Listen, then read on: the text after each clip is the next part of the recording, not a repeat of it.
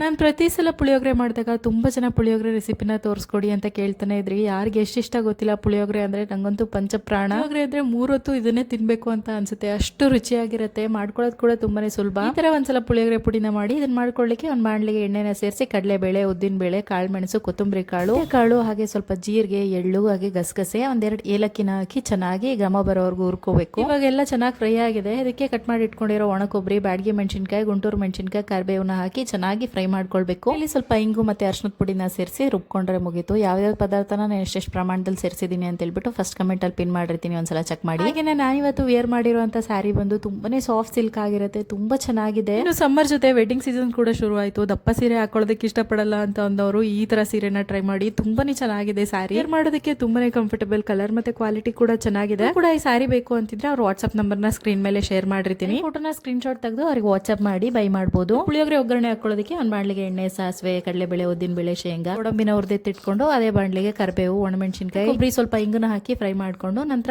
ಹಣ್ಣಿನ ರಸ ಹಾಗೆ ಸ್ವಲ್ಪ ಬೆಲ್ಲನ ಸೇರಿಸಿ ಚೆನ್ನಾಗಿ ಎಣ್ಣೆ ಬಿಟ್ಕೊಳ್ಳೋವರೆಗೂ ಫ್ರೈ ಮಾಡ್ಕೊಳ್ಬೇಕು. ನಂತರ ರೆಡಿ ಮಾಡಿ ಇಟ್ಕೊಂಡಿರೋ ಪೌಡರ್, ಉಪ್ಪು, ಇಟ್ಕೊಂಡಿರುವಂತ ಶೇಂಗಾ ಬೀಜನ ಹಾಕಿ ಚೆನ್ನಾಗಿ ಫ್ರೈ ಮಾಡ್ಕೊಂಡ್ಬಿಟ್ರೆ ಪುಳಿಯೋಗರೆ ಗೊಜ್ಜು ರೆಡಿ ಆಗ್ಬಿಡುತ್ತೆ. ಉಪ್ಪು, ಖಾರ, ಹುಳಿ ಹಾಗೆ ಸಿಹಿ ಮಿಶ್ರಿತವಾಗಿರುವಂತ ಪುಳಿಯೋಗರೆ ಗೊಜ್ಜು ರೆಡಿ ಆಗ್ಬಿಡುತ್ತೆ. ಮಸ್ಟ ಒಂದ್ಸಲ ಟ್ರೈ ಮಾಡಿ. ನೋಡೋದಕ್ಕೆ ಎಷ್ಟು ಟೆಂಪ್ಟಿಂಗ್ ಆಗಿದೆ ಅಲ್ವಾ? ಒಂದ್ಸಲ ಮಸ್ಟಾಗಿ ಟ್ರೈ ಮಾಡಿ, ರುಚಿ ಅಂತೂ ಅದ್ಭುತವಾಗಿರುತ್ತೆ.